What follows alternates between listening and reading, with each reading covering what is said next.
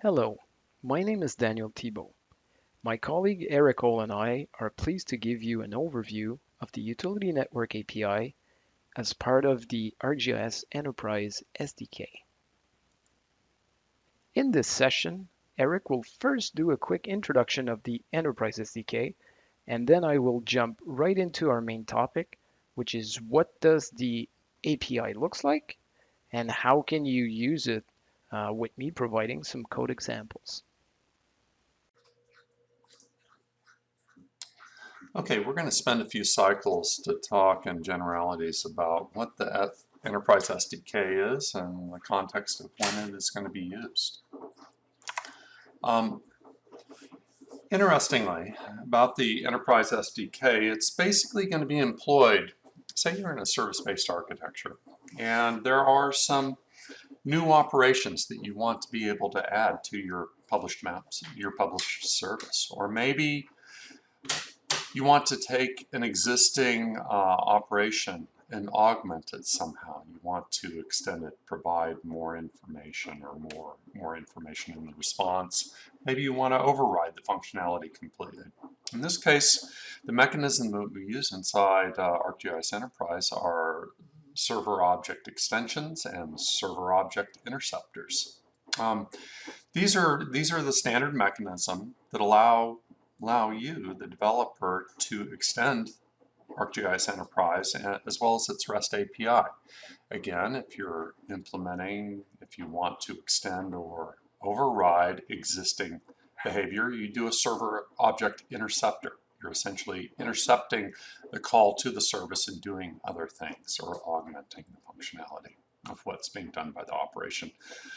A server object extension is basically you're saying, no, we need to have new operations, additional operations made available through our service. So this allows you to create new operations. Now, you can use both of these with any map services that you're publishing using Pro, and you can use two different programming languages in order to implement these. You can either do .NET programming or you can do Java-based programming. Okay?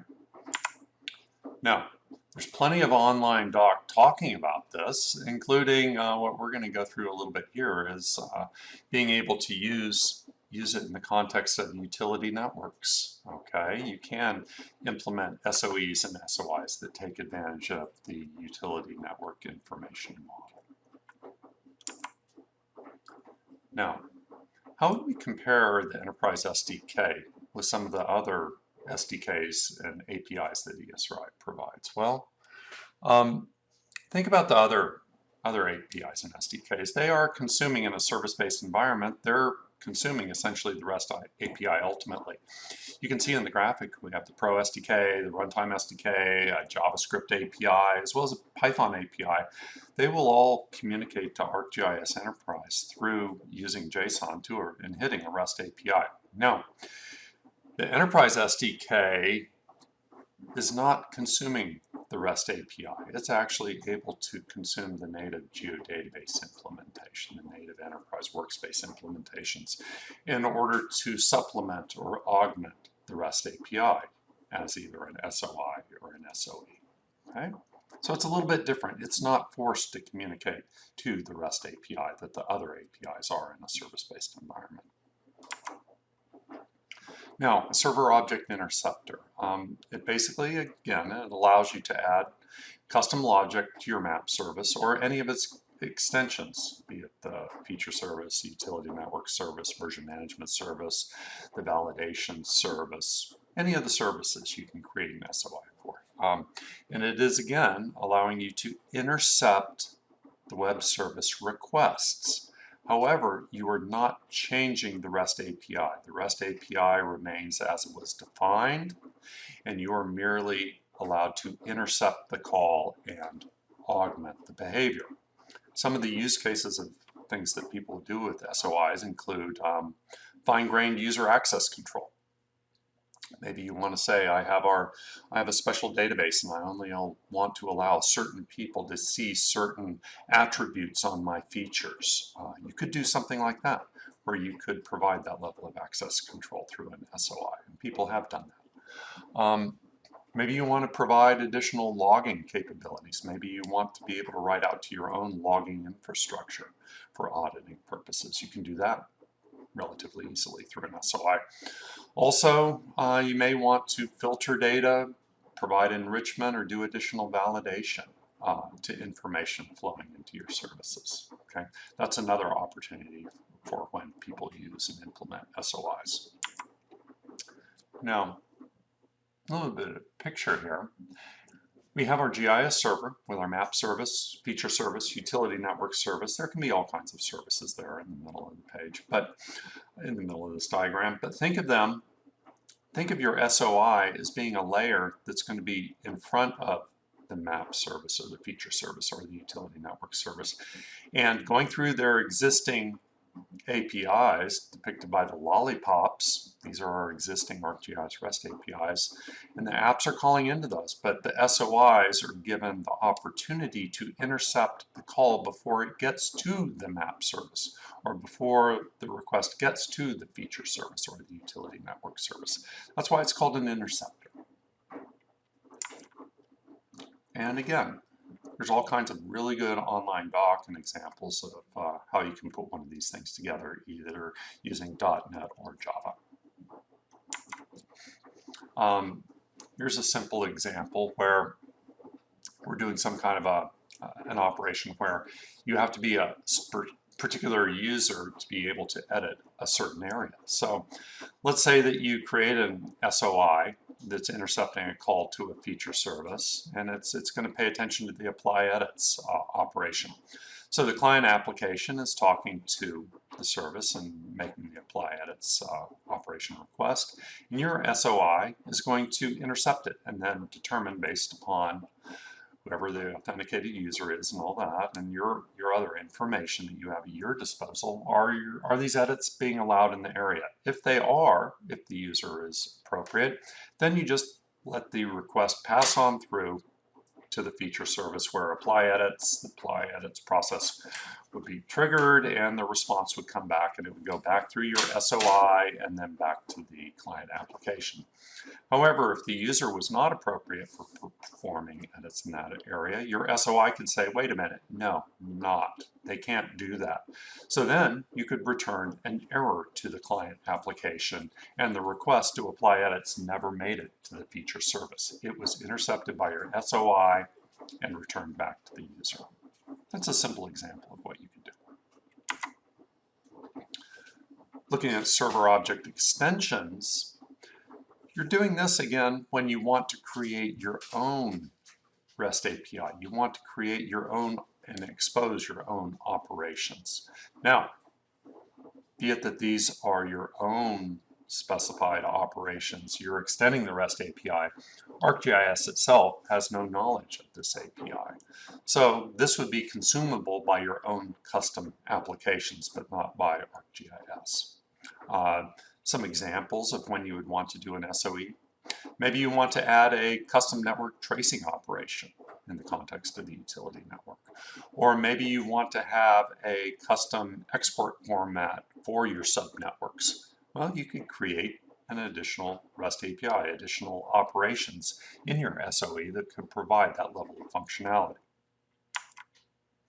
Similar diagram as before. Now what we're doing is with a server object extension, we are not intercepting the calls to the map service or the feature service or the utility network service through the existing ArcGIS REST APIs. No.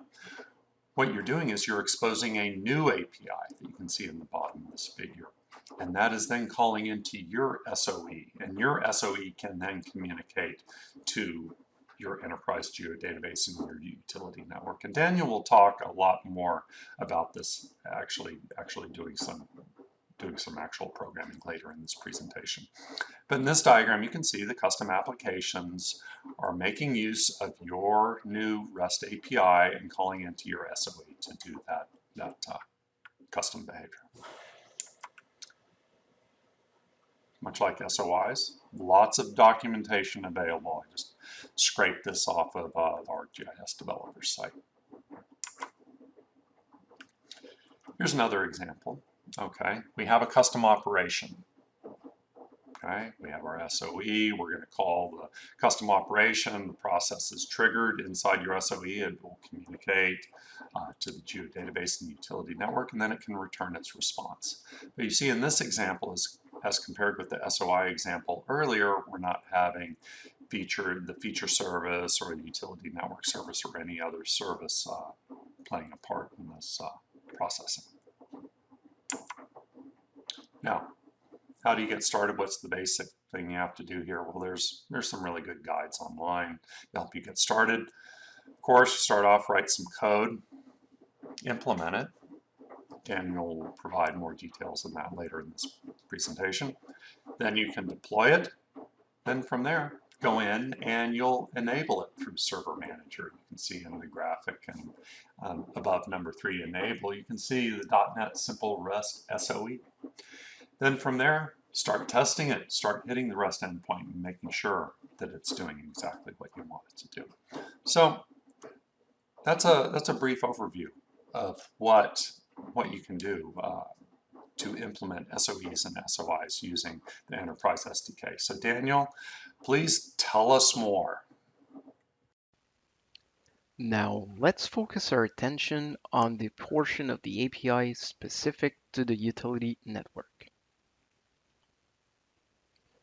The first thing to know is that you can find all the exposed interfaces and classes under either the geodatabase namespace for the .NET API or under the geodatabase package for the Java version.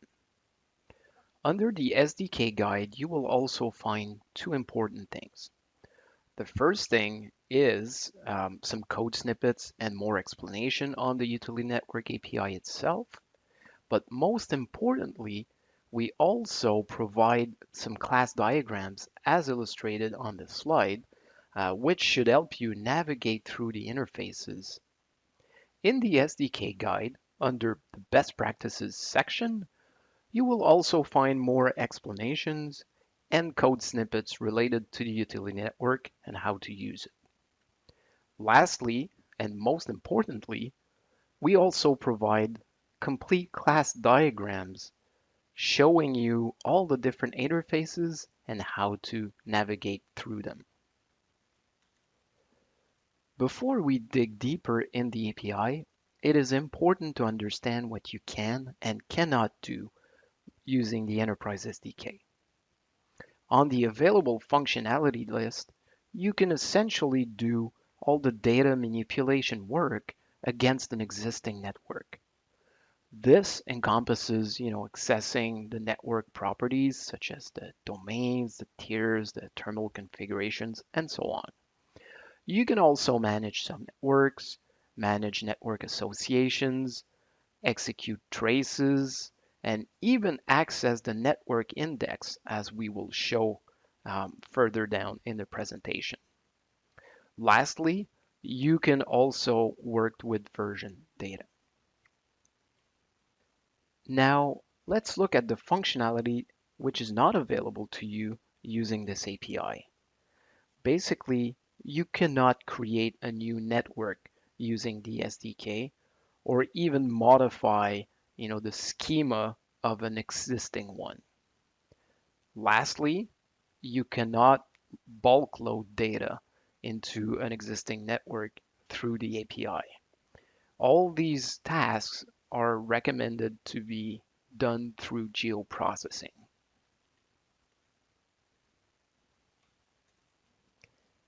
So now let's highlight some new functionality that will be available in the 10.9 release of the SDK. So in 10.9, it will be possible for users to actually save traced configurations and give them a name so that they can be used afterwards by other users when they want to do tracing.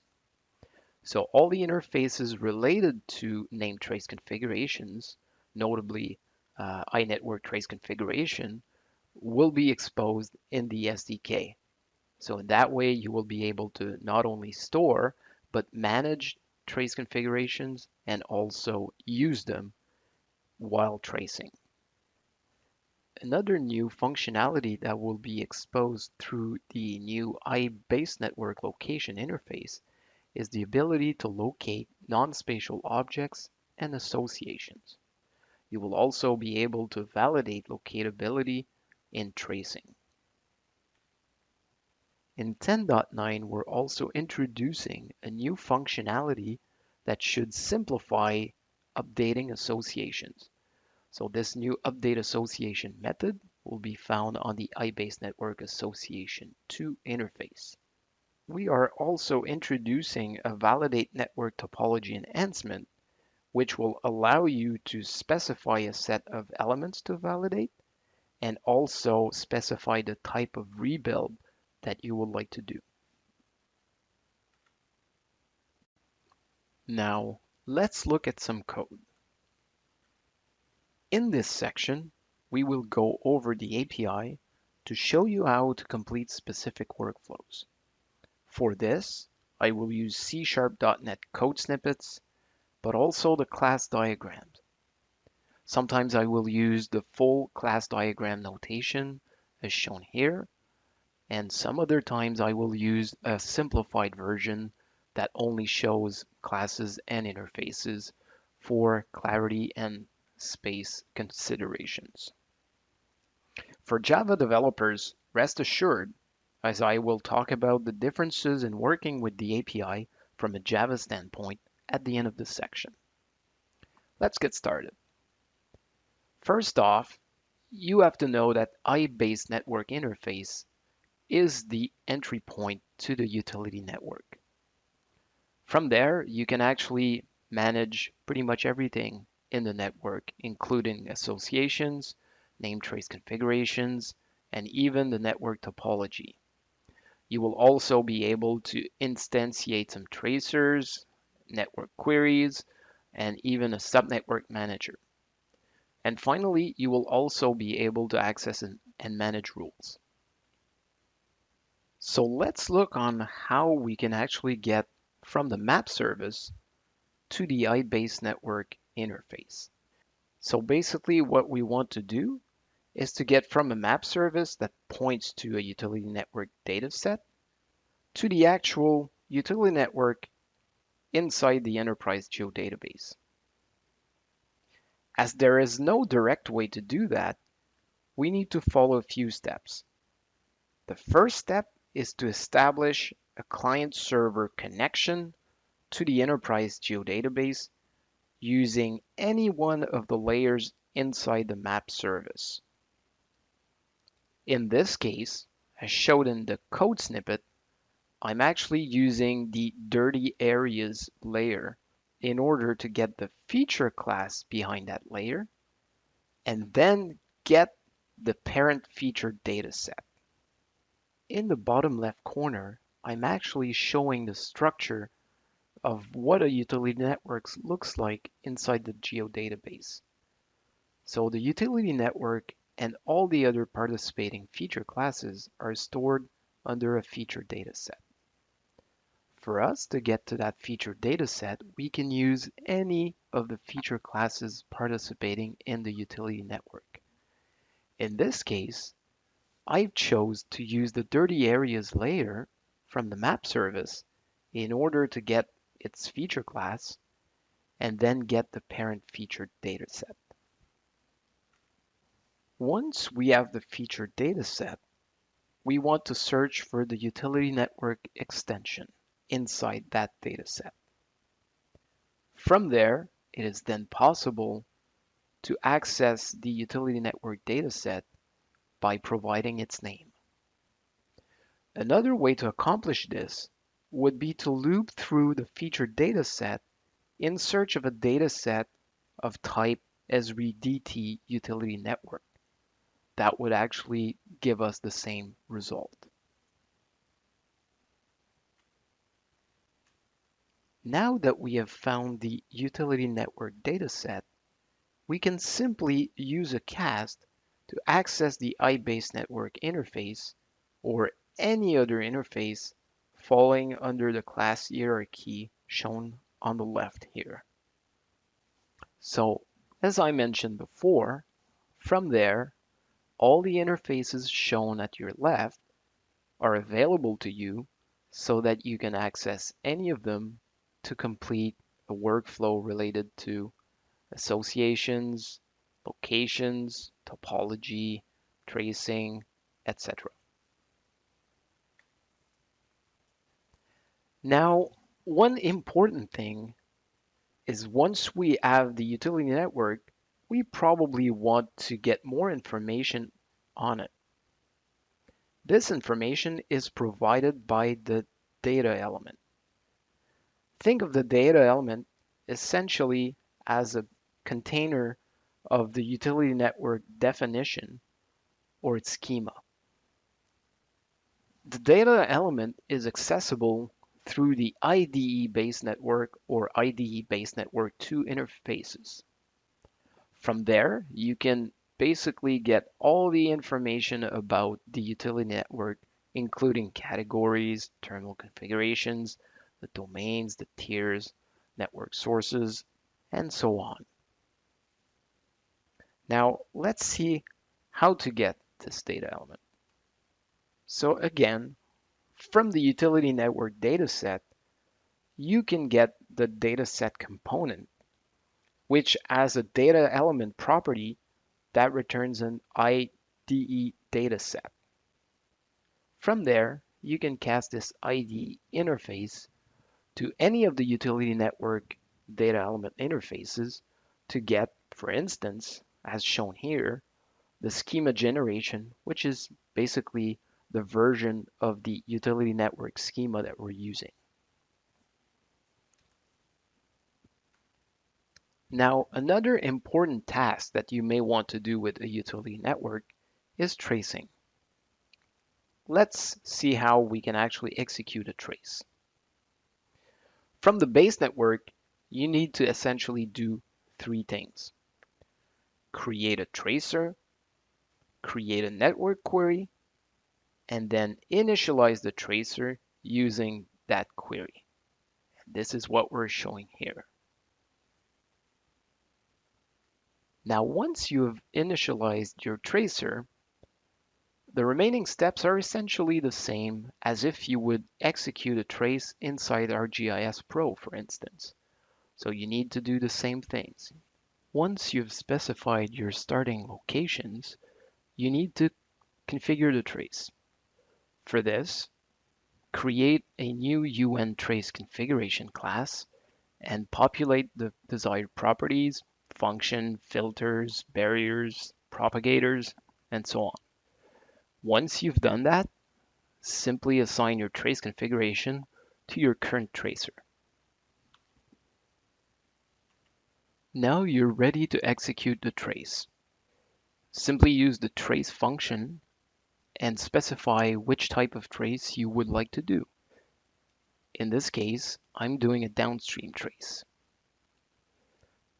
After the trace execution, you need to process results. Results can be obtained in two ways. You can get the full extent of all the elements that were actually traced using the trace result features function, or simply get all the aggregated geometries using the aggregated geometries function.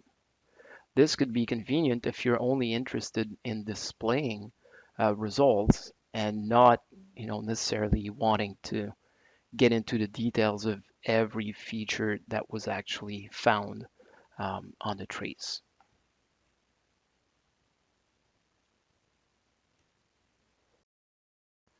The last thing that I want to show you is actually one of the best features of the Enterprise SDK.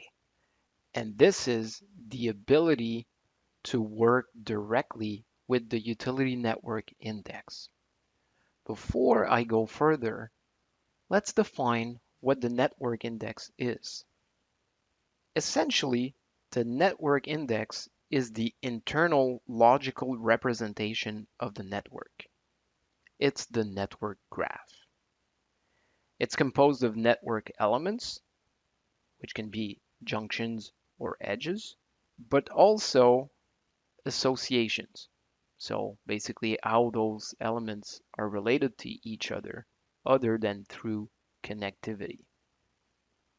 So as shown on this diagram, you can see that on the left, we show the feature space, and on the right, we show the network index. Now there is a link between the two. Each feature class inside a domain network has a corresponding network source of the same name. Similarly, each feature translates to one or more network elements which are identified by their ID, which is basically a long integer. There are various interfaces that let you work with the network index. The main one is iUtility Network Query. It's basically the entry point into the index. You access the network index by creating a network query. That query is of type iUtility Network Query. From there, you have access to various other interfaces that will allow you to query adjacent elements, associations, get statistics about the network elements, get their definition, and also execute advanced tracing operations. To create a query, yet again, you start with your iBase network interface. So from there, you basically use the create query method, which will return an iUtility network query object. So similarly to when you're doing tracing, you first need to determine a starting point. In the case of the network index, this means identifying the starting element. So as I shown before, there is a link between features and elements. And actually to access the element behind the features, so on the iUtility network query, there is an elements property that will translate a feature global ID into a set of elements which represent that feature in the network index. Once you get the set of elements back, you need to specify the one element from that set that you want to use as the starting point. So now that you have a starting element, you can choose to retrieve adjacent elements on the network index. For that, simply use the query adjacent edges junction method, which will return a set of junction and edge element IDs. You can also choose to retrieve associated elements with the starting element. For that, you actually use one of the methods provided under the iUtility Network Query Association interface. In this example, I'm showing how to get the containers from a starting junction element. So for that, I'm simply using the containers method that will return all the container element IDs along with their types. Even though I only showed C# code, you can also use Java to write SOEs and SOIs. The main difference with .NET is that you have to use the provided proxy classes instead of simply casting interfaces. Note that each interface has its corresponding proxy class in Java. You can see in this example how to access iBase network from the utility network dataset and then create a network query. So as shown in this example, from the utility network dataset, I create a new iBase network proxy class, which will give me access to the utility network. From there, you can actually access all the other operations which I mentioned in the previous slide. We have covered many concepts during this presentation. I think it would be valuable to actually look at a small demo to help us put all the pieces of the puzzle together. In this demo, I will show you how an SOE is actually built and how it handles REST requests. For this, I'll be using the provided sample application, which is called NetUN Tracing REST SOE, which is essentially an application using trace to return a list of customer service points from a transformer asset ID. Now we'll go through the various steps of how to actually build the SOE and then how it is actually used when you're making queries from the REST endpoint. So the first step, as you can see, I'm starting in Visual Studio. And the only thing that I've changed from the sample is I've added this line to actually launch the debugger, which will allow me to show you interactively what happens when the user makes a REST query, basically, or REST request.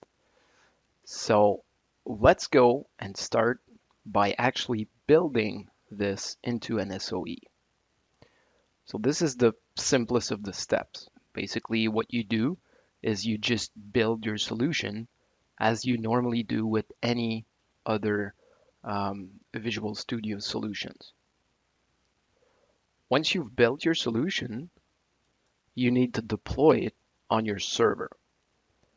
So using ArcGIS Server Manager, you have to go to Site and then Extensions. Then you can add your extension and browse to the SOE file which you've just built. So you open this and you add it. Voila. So you have deployed an actual SOE to your server. Now the next step is you have to make sure that this extension is enabled and available on the target service. So in my case, I'm using the Naperville Foundation service on which I would like to enable this new extension. For this, you go to Capabilities, and you should see the new extension SOE that I've just added. Simply click it and do Save and Restart.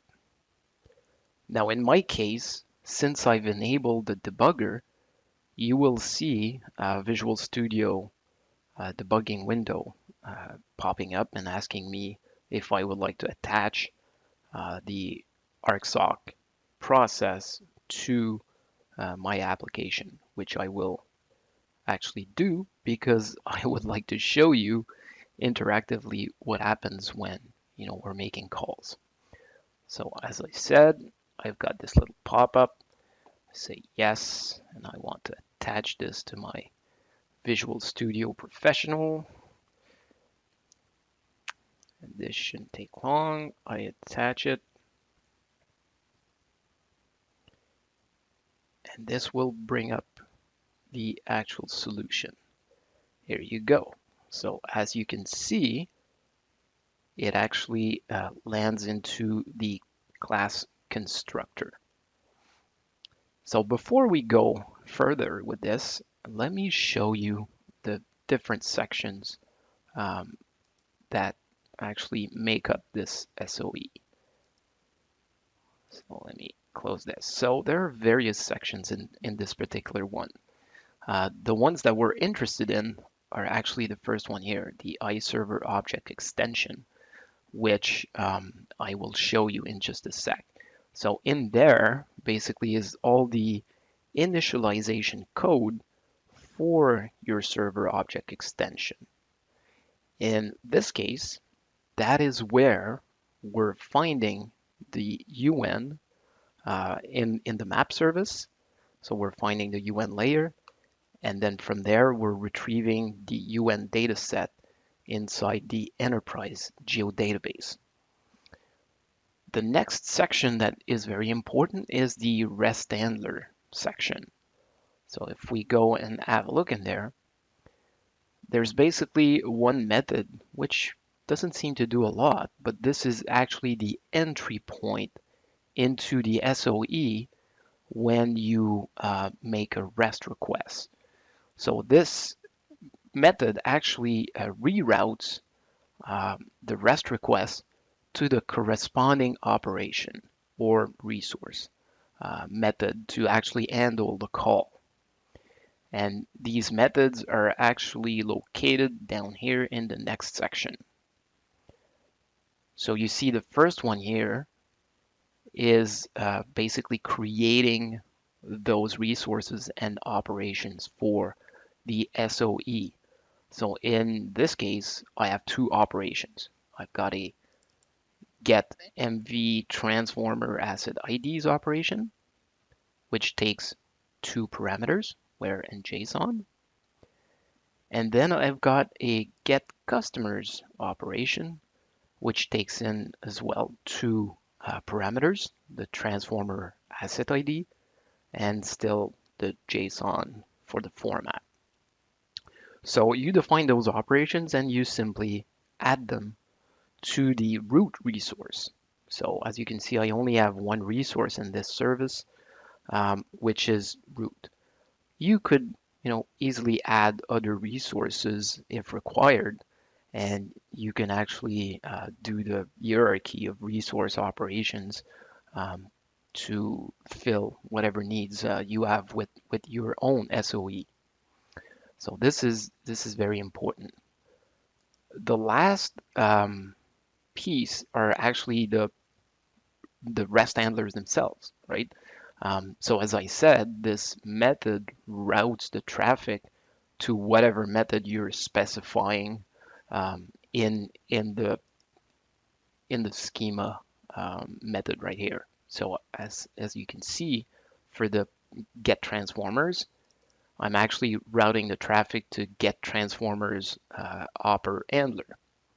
Same for customers. I'm using the get customer oper handler method that I've defined at the bottom here.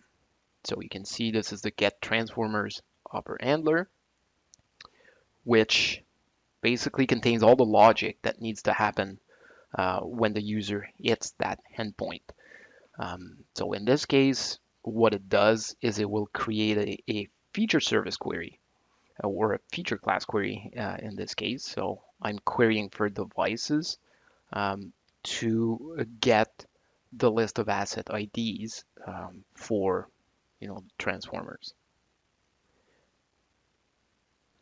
Before we actually go to the actual REST endpoints, let me put some breakpoints so we can actually follow what's going on behind the scenes. And the first one I'll put is in the initialization method when the service actually gets fired up. Then I'm gonna put one in the get customer operation handler, and voila. So let's continue this, and here you go. We're actually in the init method. So in here, like I said earlier, what I'm doing is I'm getting the feature class from the map service, and for this I'm actually using one of the UN layers sublayers, like the dirty area layers, for instance. So for this, I've got a little SOE util method that I created just to retrieve the UN layer. But I mean, you can follow what I mentioned in the presentation earlier on to retrieve, one of the feature classes. And then I'm using the method which I didn't describe directly in the presentation, but I talked about. So I'm looping through all the data sets in search of one of type Esri DT utility network. And that basically will become our UN data set. So if you look, I found a UN data set with that name. So let's move on and actually look at some REST endpoints. Services successfully restarted. So now we'll go to the map service REST endpoint. And if I refresh this, you will see if I go at the bottom, there will be a new service extension, which has been created for that SOE. And if I click on it, you can see that, the um, root resource handled the call and return a bunch of properties from that UN right here. If I want to go to get customers and I provide a valid asset ID, I do this, boom, I go back in the code and you can see that my method was successfully called. And let's see what I'm doing here. So the first bit is actually taking care of the input parameters. So I'm looking at the transformer asset ID, and that's the only parameter basically. So what I want to do with this is make sure that it is a number and that I can use it to retrieve the actual transformer's global ID. Because remember, for tracing, I need a global ID so that I can get the corresponding network element. So here I'm issuing yet again a query, another query to retrieve that global ID using the asset group and asset type. And once I've got that, I can actually execute the trace. So I'm not executing it directly in this method. I'm using another method which I've put all the logic in. So if we step into this method, um, you can see that I'm taking the UN data set and I'm going to my base network, so standard workflow. I'm also getting some data element information from there, so I'm casting it to get the data element. And finally, I'm actually creating my trace here. So I'm creating a query, initially creating my tracer, initializing it with the query. So exactly what I showed you before. And then I need to do the most important thing, right? So adding my transformer as the starting location. And once I got that, I can add it to my tracer and then configuring it. So nothing fancy in the configuration for this case, other than making sure that I'm only tracing in the domain and the tier which the actual transformer belongs to. And once I do that, I also want to add a filter, an output filter, because I only want to get back the service points, right? So I'm only looking for specific asset group and asset types. So I configure this, I assign it to my tracer, and then I am able to execute my downstream trace to retrieve all the customers. So once I get this, I process the results using the trace result features because I'm interested in the actual features coming back or having been traced by the actual trace method. So if I go here and I actually step out of this method, I'm coming back to my handler, and the only thing left to do is actually transforming the element IDs that I got to actual features and adding more information to the JSON response. So I'm yet again querying to get more information about those features that I got.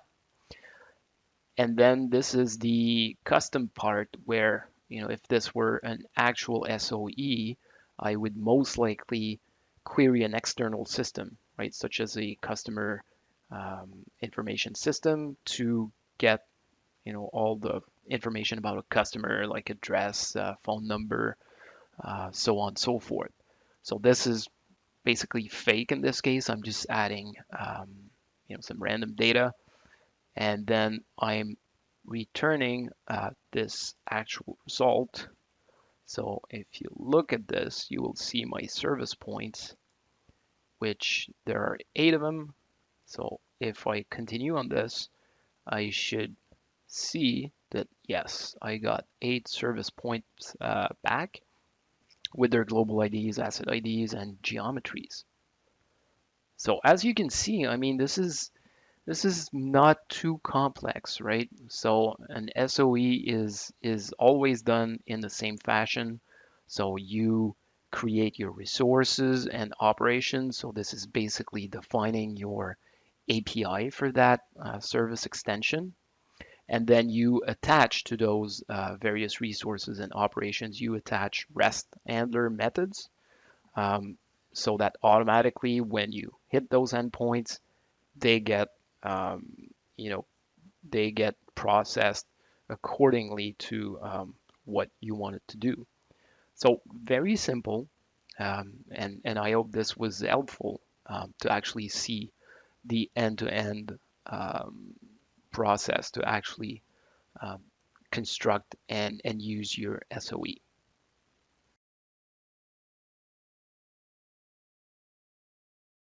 In conclusion, we have seen that the Enterprise SDK allows you to enhance and extend ArcGIS Enterprise through server object extensions, or SOEs, and server object interceptors, or SOIs. With the provided class diagrams and some code snippets, I showed you how you can work with the utility network using the API. I invite you to visit the Enterprise SDK website to get more information, including a complete functional example. Thank you for listening.